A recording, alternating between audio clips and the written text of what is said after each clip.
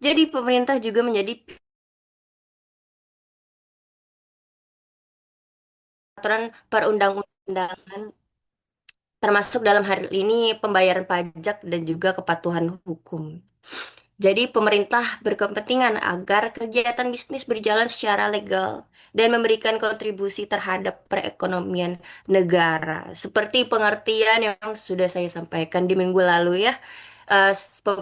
Pengertian dari undang-undang itu, jadi kan perusahaan itu basisnya adalah badan hukum seperti itu teman-teman. Maka dari itu pemerintah itu mesti mengecek laporan keuangan kita agar mereka itu seperti apa ya, seperti pengaman atau polisinya kita untuk mengecek apakah perusahaan kita ini legal atau enggak, itu bisa dilihat dari laporan keuangannya gitu teman-teman.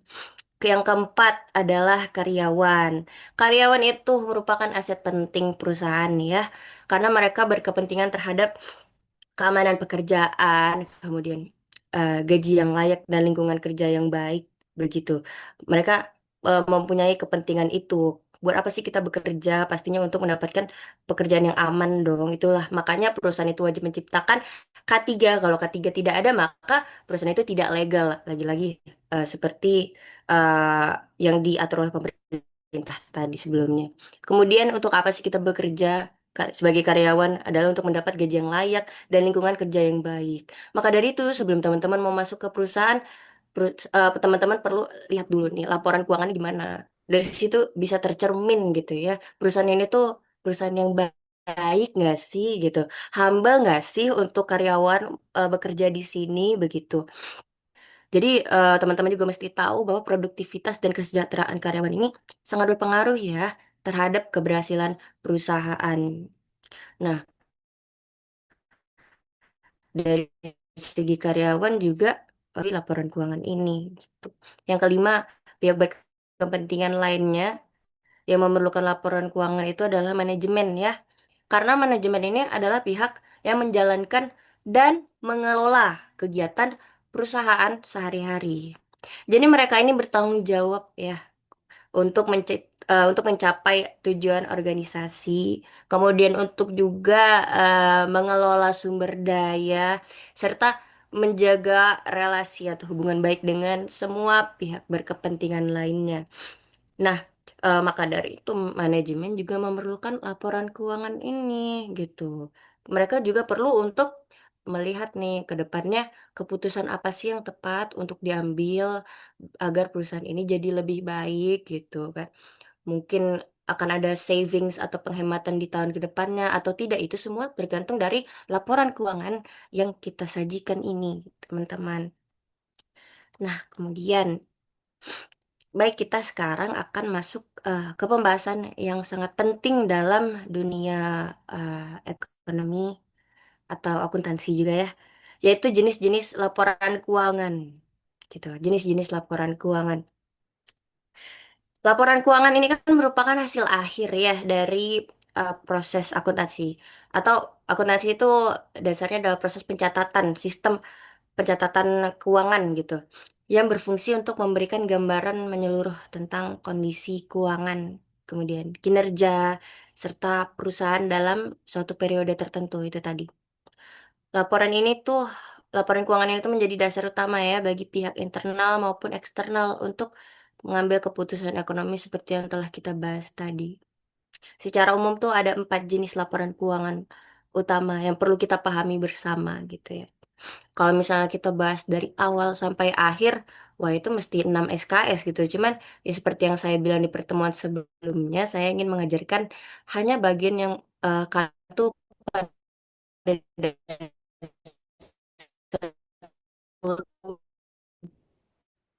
ini usaha. Nah, emak, gitu teman-teman. Sebelum saya lanjut, ada pertanyaan dulu nggak nih? Atau mungkin penjelasannya kecepatan, Kak? Nggak apa-apa disampaikan aja. Atau udah paham semua nih? Tadi kan kita bahas apa tuh? Kita bahas pihak berkepentingan, terus kenapa laporan keuangan penting, definisi. Ada yang ingin bertanya sebelumnya?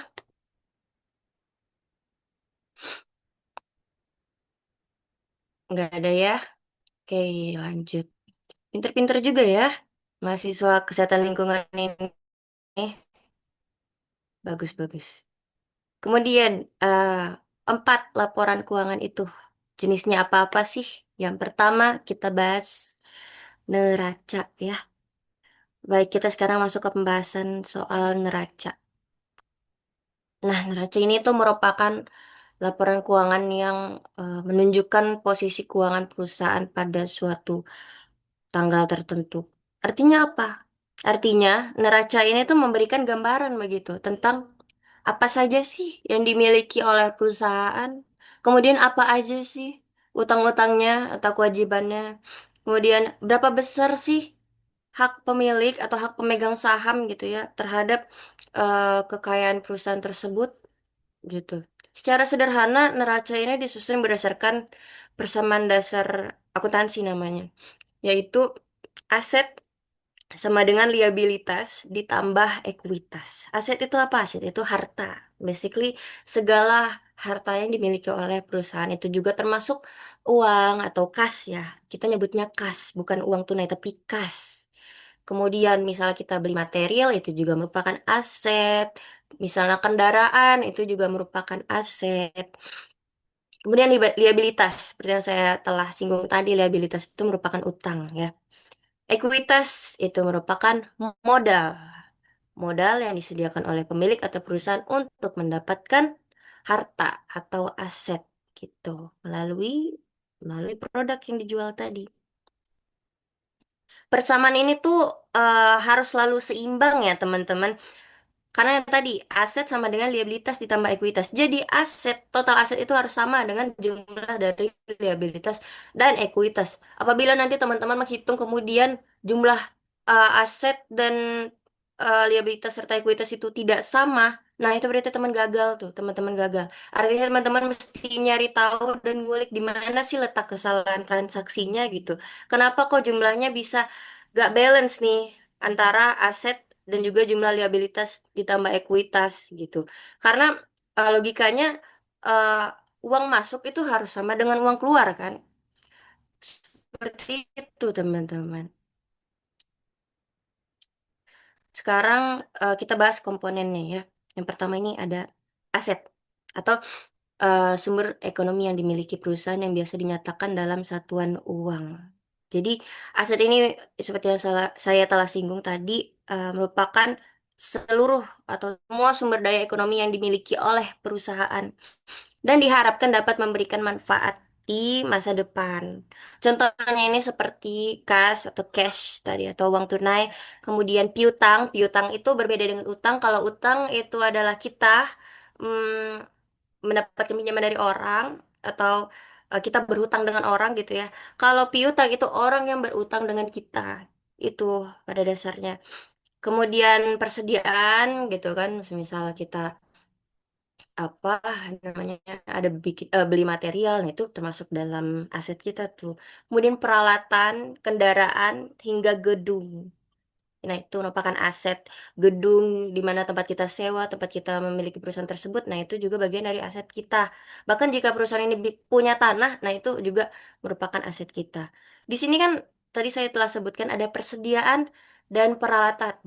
Apa sih perbedaan dari persediaan dan peralatan? Teman-teman ada yang tahu nggak nih perbedaan dari persediaan dan peralatan ini? Kalau ada yang tahu, saya kasih poin plus sih. Ayo, ada yang tahu nggak nih ya teman-teman? Sebelumnya, sebelum kita lanjut ya, persediaan dan peralatan. Terdengarnya sama, tapi sebenarnya beda tau. Saya Kak Oke, mau coba. oke, Salsabila, silakan. Kalau sepahaman saya itu perlengkapan dalam perusahaan itu dia tuh nggak bisa dijual gitu Kak. Sedangkan kalau persediaan itu wujudnya bisa terjual gitu. Oke, perlengkapan ya. Tadi yang saya tanya Oh ini ya, nih, persediaan dan perlengkap peralatan. peralatan, Salsabila. Oh, berarti persediaan yang tadi itu masih bisa terjual, sedangkan kalau peralatan itu wujudnya kayak apa ya, kayak milik dari perusahaan gitu sih Kak, yang nggak Iya. bisa terjual. Itu Oh, sepemahaman saya. oke, makasih ya Salsabila. Yang Nggak lain ada apa-apa. yang ingin menyampaikan? Mungkin sharing pendapat.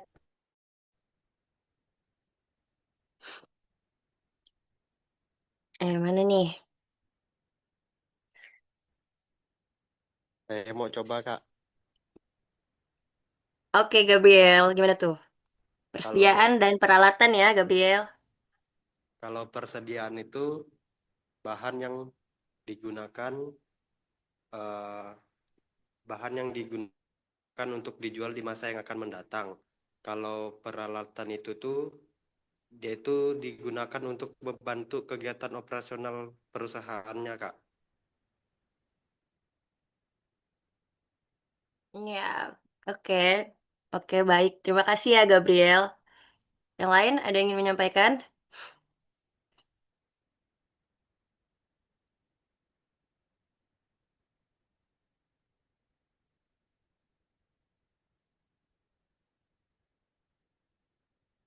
Tadi ada perlengkapan ya. Iya, Salsabila perlengkapan juga masuk ke dalam aset.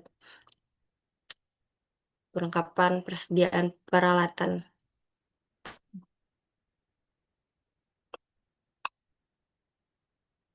Oke, segitu mungkin ya. Jadi, saya tambahin satu aja nih. Tadi kan ada disinggung soal perlengkapan, persediaan, peralatan, kemudian perlengkapan. Peralatan dan perlengkapan tuh kedua itu sama-sama bisa dijual, ya teman-teman. Sama-sama bisa dijual. eh Perlengkapan itu seperti apa sih? Perlengkapan itu seperti misal alat tulis kantor, kemudian segala hal yang bisa bertahan kurang lebih dari 1 tahun. Misal perusahaan tersebut bankrupt, nah itu terpaksa bisa dijual teman-teman untuk kemudian uangnya bisa kita bayar utang itu. Kemudian kalau peralatan itu perbedaannya adalah segala aset atau barang perusahaan ya yang umurnya lebih dari 1 tahun, masa pakainya lebih dari 1 tahun. Kalau perlengkapan itu kan masa pakainya kurang dari setahun. Kalau peralatan masa pakainya lebih dari setahun. Dan kalau persediaan ini ya benar tadi persediaan itu kan basically jika kita perusahaan dagang ya persediaan itu merupakan barang yang kita barang bagian dari perusahaan kita yang kemudian akan kita gunakan untuk membuat produk ini kayak gitu sih. Benar tadi yang kalian jelasin. Kasih ya. Kemudian gedung tadi ya. Gitu. Nah, aset-aset ini nih yang digunakan perusahaan untuk menjalankan operasionalnya, teman-teman. Kemudian yang kedua ada liabilitas atau utang. Kita sering menyebut liabilitas ini utang. Mungkin mulai sekarang teman-teman bisa ini ya, rubah kalimatnya begitu biar lebih keren gitu. Ih, aku punya liabilitas nih, nggak lagi aku punya utang tidak ya. Aku punya liabilitas. Nah, karena liabilitas itu utang ya teman-teman, itu bahasa scientificalnya, bahasa ekonominya. Nah, utang ini adalah kewajiban yang harus dibayar oleh perusahaan kepada pihak lain, baik dalam bentuk uang maupun jasa di masa yang akan datang. Uang ataupun jasa. Oh, ternyata utang bukan hanya uang. Iya, benar utang bukan hanya uang, tetapi juga jasa. Contohnya semisal ketika kita itu bergerak di bidang proyek. Nah, kan orang bayar bayar kita dulu ya. Bayar kita dulu. Nah, itu merupakan utang bagi kita untuk memberikan produk kita, yaitu berupa jasa. Kita untuk membangun rumah misalnya dan lain-lain. Nah, itu juga termasuk bagian dari liabilitas atau utang di masa yang akan datang. Misalnya ada utang usaha, ya, contoh utang tuh ada utang usaha, ada utang bank, ada utang gaji. Jadi gaji karyawan itu juga merupakan utang kita. Makanya teman-teman, sebagai owner itu sebelum kita mendapatkan manfaat atau uang keuntungan dari perusahaan bagi kita. Terlebih dahulu tuh sebenarnya kita harus membayar gaji gaji karyawan dulu. Jadi semisal keuntungan yang kita dapat itu hanya untuk membayar gaji karyawan, ya kita nggak bisa dapat uang tersebut. Jadi memang yang harus dikedepankan itu membayar orang-orang dulu, membayar karyawan-karyawan kita dulu. Baru kemudian sisanya itu bagian dari keuntungan kita, teman-teman. Jadi jadi pemilik itu susah-susah gampang. Kalau misalnya lagi rugi juga ya tetap harus bertanggung jawab membayar gaji walaupun pemilik tidak mendapatkan keuntungan. Seperti itu. Utang usaha atau dan utang bank. Utang usaha apa sih? Utang usaha itu eh, segala utang. Misalnya kita beli produk nih, beli bahan baku ke toko, kelontong. Nah, itu merupakan utang usaha. Kalau utang bank itu yang straight ya, straight to the bank, yang langsung direct. Utang yang kita ambil memang langsung uangnya dari bank langsung. Kalau utang usaha itu utang kita dari supplier-supplier itu utang usaha dari vendor-vendor begitu. Kemudian ada ekuitas atau modal ya. Ekuitas ini merupakan hak pemilik perusahaan atas kekayaan bersih perusahaan setelah dikurangi semua kewajiban. Dengan kata lain, ekuitas ini tuh menunjukkan seberapa besar porsi kepemilikan pemilik atau pemegang saham terhadap aset perusahaan, gitu teman-teman. Jadi beginilah gambaran neraca ya. Jelas neraca itu tentang apa yang dimiliki, apa yang menjadi kewajiban, dan berapa nilai kekayaan bersih perusahaan pada suatu periode tertentu. Laporan ini sangat penting ya untuk menilai stabilitas dan struktur keuangan suatu entitas bisnis, teman-teman. Nah, ini nih. Ini merupakan contoh dari laporan neraca ya, teman-teman bisa dilihat. Dari PT Bening. Penempatan ini memang seperti ini tidak boleh diganti-ganti ya teman-teman. Yang pertama itu memang harus menempatkan perusahaan itu di paling atas nih, PT Bening Sidef Jaya. Kemudian baris kedua itu adalah tulisan mengenai laporan apa ini. Nah, untuk saat ini kan contohnya laporan neraca. Nah, di baris kedua ini tentang laporan apa tersebut, laporan apa ini. Kemudian di baris ketiga ini adalah periode laporan, yaitu untuk tahun yang berakhir pada 31 Desember 2000 bla bla bla. Nah, berarti ini eh, periodenya 1 tahun ya teman-teman karena dia dilaporkan setiap tanggal 31 Desember. Ada juga loh yang 6 bulan sekali. Mungkin kalau sebulan ya berarti untuk sorry, kalau untuk sebulan ya misalnya hanya untuk bulan Juli berarti per tanggal 30 Juli gitu. Atau per bulan Juli bisa seperti itu. Nanti teman-teman cek sendiri ya di Google. Nah, di sini ada berbagai elemen, ada aset lancar dan lain-lain. Kita bahas satu-satu nih. Aset lancar. Aset lancar yaitu aset yang eh, basically mudah dicairkan ya menjadi uang tunai atau cash dalam waktu kurang dari setahun. Seperti kas, kemudian persediaan serta piutang begitu. Jadi eh, kenapa sih disebut dengan aset lancar? Jadi karena aset lancar ini itu pada dasarnya begini teman-teman cara berpikirnya. Perbedaan aset lancar dengan aset tetap. Karena aset ini kan kita memiliki aset ini adalah sebagai pengaman kita, sekuritas kita untuk membayar kewajiban kita. Seandainya amit-amit perusahaan itu bangkrut, maka aset lancar dan aset tetap ini diharapkan dapat membackup atau membayar utang-utang kita, membayar kerugian kita. Maka dibentuklah aset lancar dan aset tetap dibagi. Kenapa? Aset lancar ini yang berisi aset-aset yang gampang untuk dicairkan teman-teman. Gitu. Kalau aset tetap ini sulit dicairkan. Itulah kenapa di sini teman-teman bisa melihat kalau aset lancar itu adalah kas, uang tunai. Uang tunai kan nggak perlu dicairkan, tinggal bayar ya. Persediaan kedua, kemudian ada piutang. Nah, ini kan hal-hal yang lebih gampang untuk dicairkan untuk membackup kewajiban kita atau kerugian kita. Sedangkan aset tetap itu berupa gedung, pabrik, bisa juga dengan peralatan, itu aset tetap. Kemudian misalnya kendaraan, nah itu aset-aset yang lebih dari 1 tahun, itu tuh sulit, sulit untuk dicairkan kan, karena kan memiliki proses yang panjang, itulah kenapa disebut dengan uh, aset tetap dan aset lancar. Jadi kalau aset lancar tuh dasarnya tuh lancar, mereka tuh lancar untuk dicairkan begitu. Kalau aset tetap agak lebih sulit ya. Gitu, teman-teman. Kemudian di sini teman-teman bisa ngeliat kewajiban. Kewajiban itu kan menunjukkan utang perusahaan baik jangka pendek seperti utang usaha itu jangka pendek, jangkanya kurang dari setahun. Kemudian jangka panjang seperti utang bank. Seperti yang teman-teman tahu, utang bank itu kan bisa lebih dari setahun, bisa 2 tahun, bisa 3 tahun. Nah, itu disebutnya utang jangka panjang. Sedangkan utang jangka pendek itu seperti kita hutang ke vendor nih. Nah, itu kan harus dibayar kurang dari 1 tahun. Begitu, teman-teman. Kemudian ada modal. Modal itu mencerminkan hak pemilik terhadap perusahaan yang bisa berasal dari modal disetor atau laba ditahan hasil kegiatan dari usaha ini. Nah, teman-teman lihat, ini kenapa dibagi seperti ini tuh ada maksudnya, teman-teman. Yang sebelah kiri itu ada aset lancar dan aset tetap. Sebelah kanan ada kewajiban dan modal. Kedua ini teman-teman harus jumlahkan. Jadi aset lancar dan aset tetap itu harus dijumlahkan, kemudian kewajiban dan modal itu harus dijumlahkan ke bawah dan hasilnya kanan dan kiri itu harus sama. Kalau nanti kalian membuat laporan ini kemudian tidak sama, berarti kalian gagal dan harus mengecek ulang apa yang salah. Transaksi apa nih yang janggal.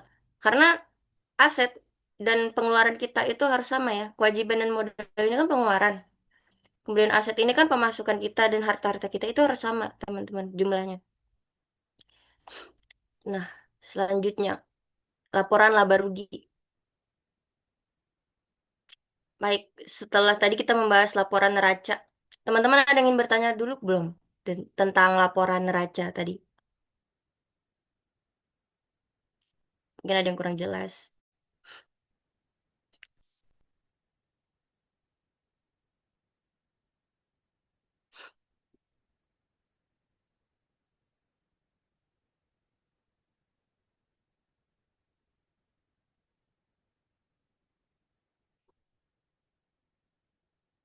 Nggak ada ya? Lanjut ya, kita aman ya? Oke. Selanjutnya ada laporan laba rugi. Laporan laba rugi merupakan laporan yang menunjukkan kinerja keuangan perusahaan selama suatu periode tertentu.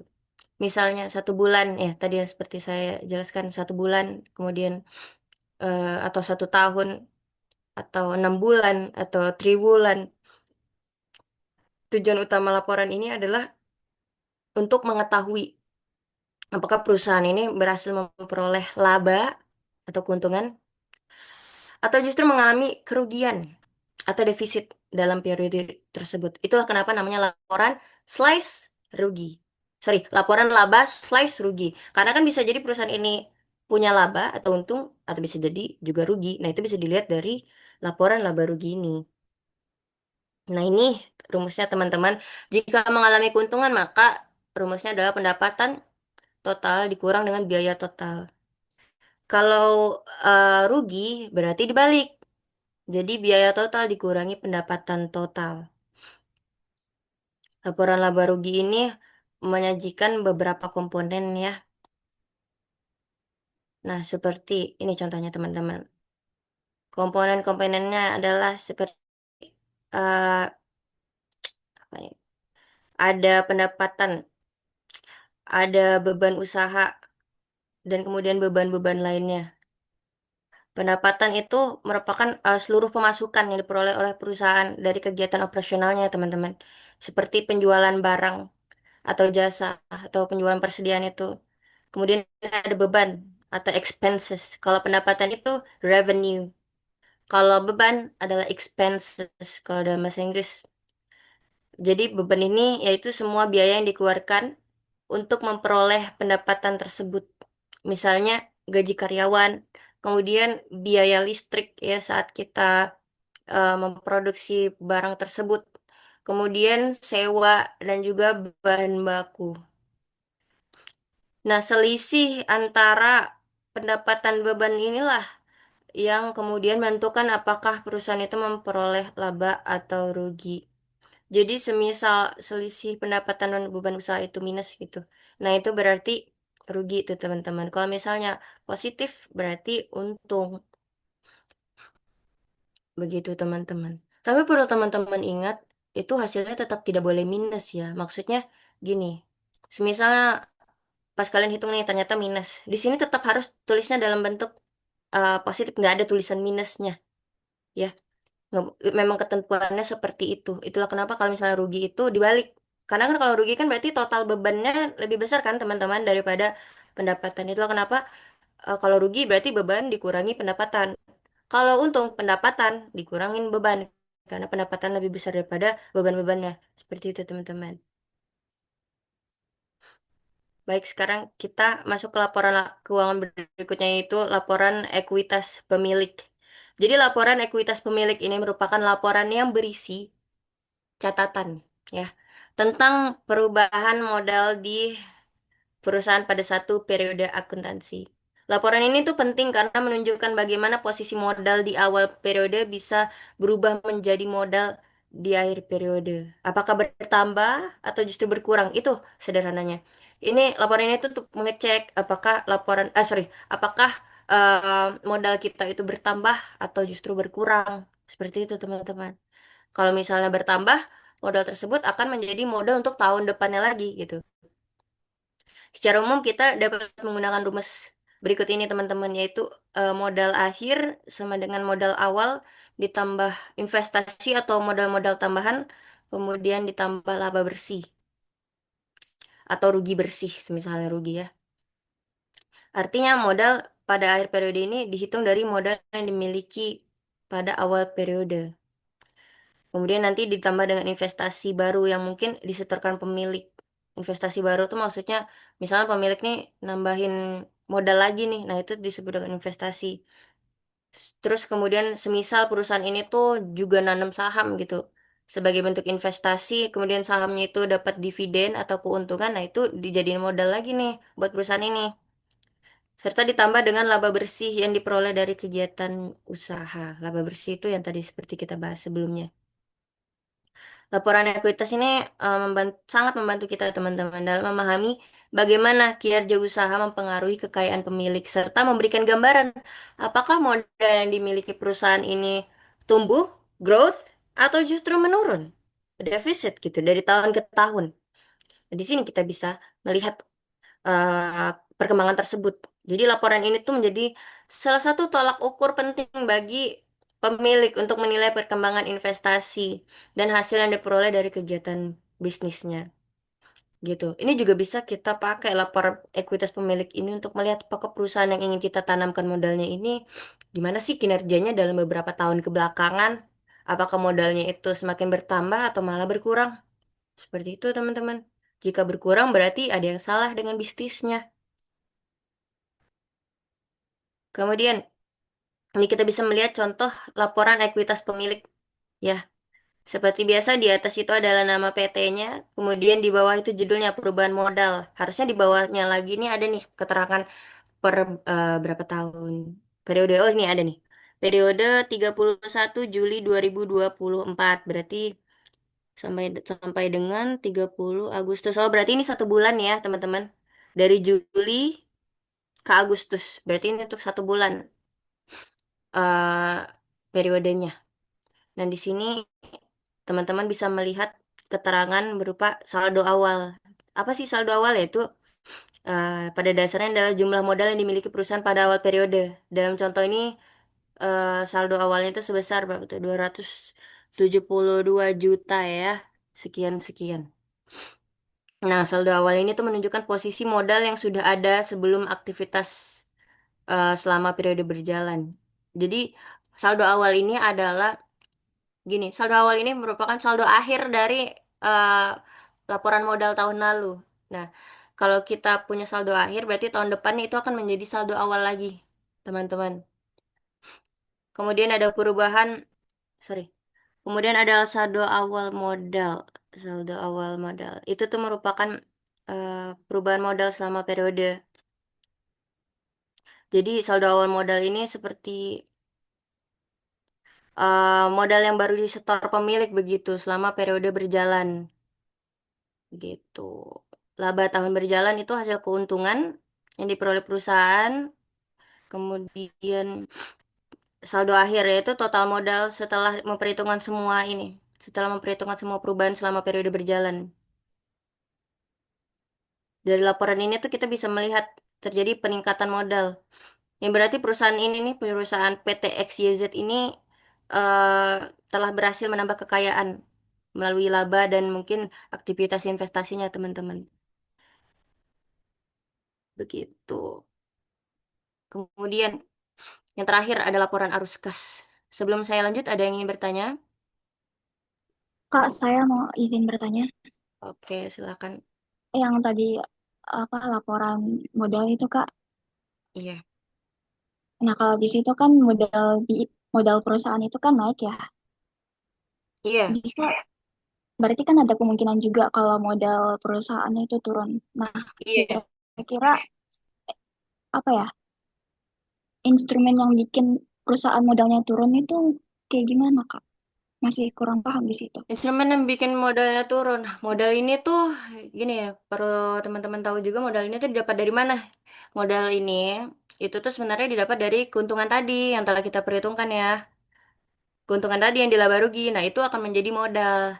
Jadi begitu, dari situlah kita bisa melihat kalau misalnya tahun ini turun, berarti hasil keuntungan dari laba rugi tahun ini tuh memang turun gitu, memang segitu, memang sedang rugi gitu teman-teman. Salsabila.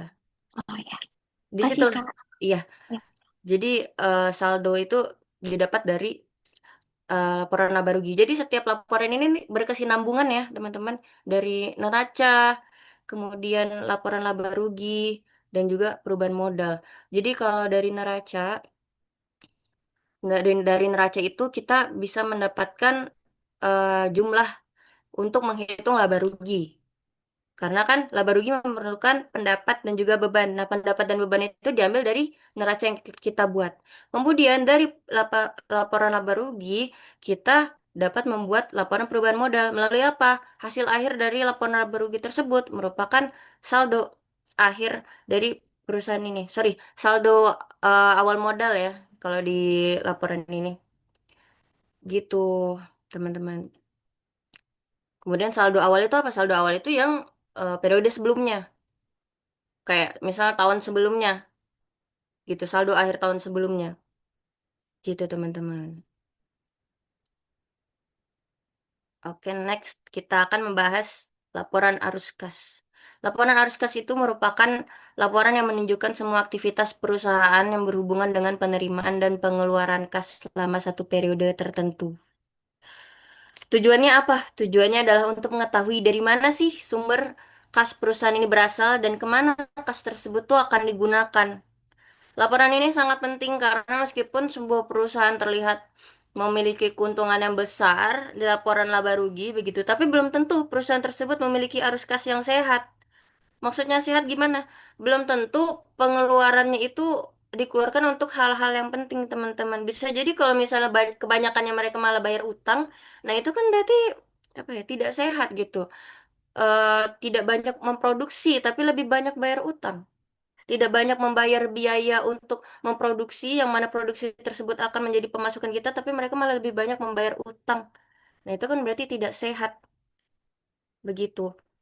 Dengan kata lain, laporan arus kas ini tuh membantu kita dalam memahami kemampuan perusahaan dalam menghasilkan kas untuk membiayai kegiatan operasional, kemudian membayar utang, dan melakukan investasi.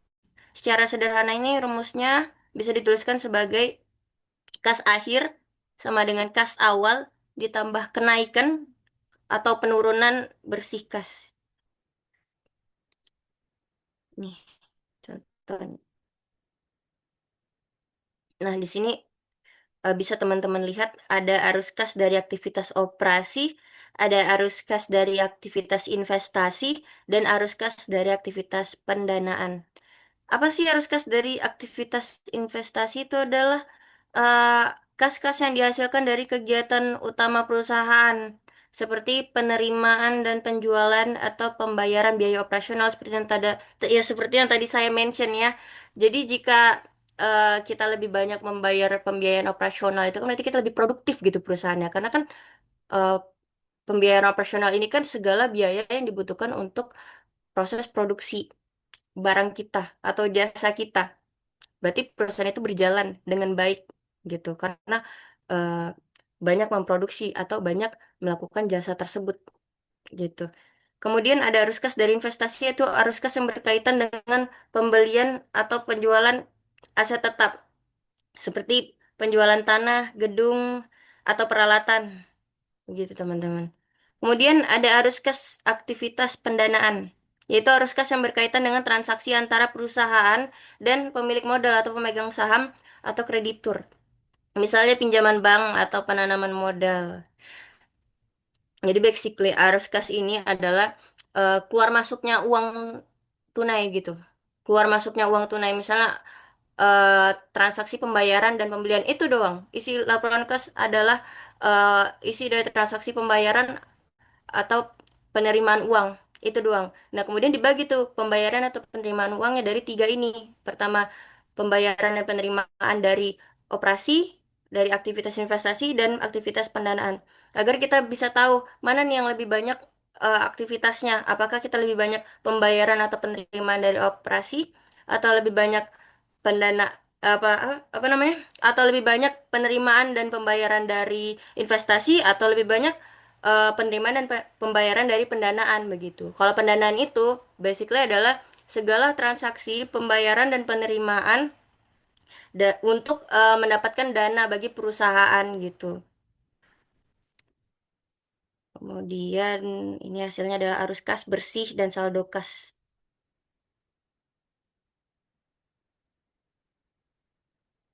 Sampai sini teman-teman ada yang ingin bertanya?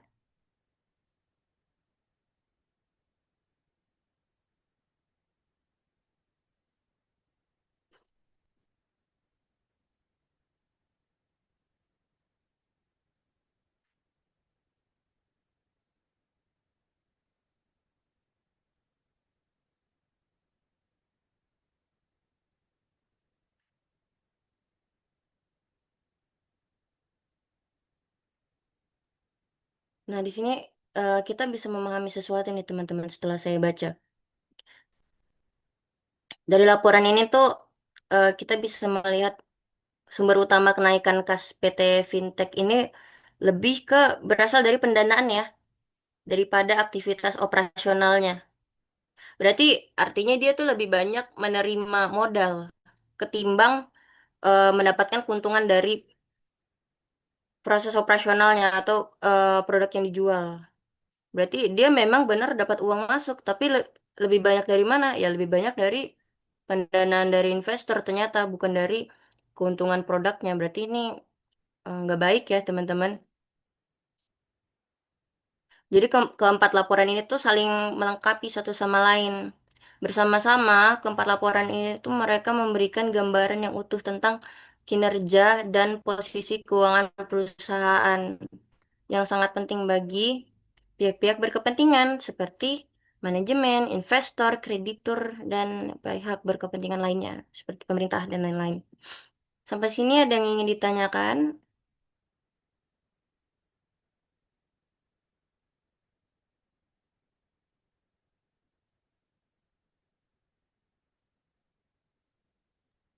Silakan kalau ada yang tanya ya.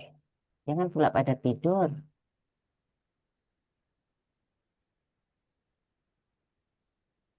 Ayo yang belum paham boleh nih langsung ditanyakan saja soalnya kita setelah ini kan akan membuat laporan keuangan. Jadi minggu depan itu saya akan mengajari kalian cara membuat laporan keuangan. Jadi gimana cara membuat laporan laba rugi seperti yang teman-teman lihat ini, kemudian neraca dan juga perubahan modal. Yang nantinya saya harapkan teman-teman perhatikan ya, karena nantinya teman-teman harus membuat ketiga laporan itu. Saya ingin teman-teman membuat laporan keuangan hanya dua saja, dari laporan neraca sampai laporan laba rugi. Nanti saya harapkan teman-teman bisa memperhatikan dengan baik ya di minggu depan. Untuk minggu ini, untuk pertemuan kali ini, saya hanya membahas kulitnya saja nih. Agar setelah ini teman-teman bisa mempelajari PowerPoint ini.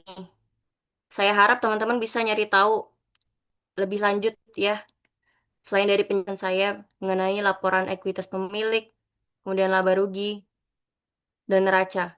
Terutama neraca dan laba rugi, karena kalian kan diminta untuk membuat laporan tersebut. Nanti kalian harus cari tahu tuh kasah persediaan itu apa, piutang itu apa. Lebih lanjutnya kalian cari contohnya. Agar nanti kan kalian harus bikin laporan ini berdasarkan dari tugas yang saya berikan. Ingat tugasnya yaitu membuat prototipe bisnis ya. Nanti kan harus ada prototipenya. Dan kalian harus bisa menghitung keuntungannya. Kemudian kalian berandai-andai semisal kalian mendapatkan keuntungan, bagaimana bentuk neracanya? Seperti itu. Jadi kalian harus bikin laporan keuangan dari bisnis yang nanti kalian rancang sendiri di tugas berikutnya. Tidak ada yang ingin bertanya lagi? Kalau tidak, saya akhiri. Tapi jika teman-teman masih ingin bertanya, di slide paling terakhir kalian bisa lihat ini ada nomor WhatsApp saya dengan email saya. Kalian bisa bertanya lewat WhatsApp atau email. Saya terbuka untuk pertanyaan ya. Baik, jika tidak ada lagi, saya akhiri. Namun sebelum itu kita sesi foto dulu mungkin ya. Sesi foto. Boleh dihidupkan semua kameranya. Iya. Setelah itu jangan dulu live ya, karena mau ibu absen.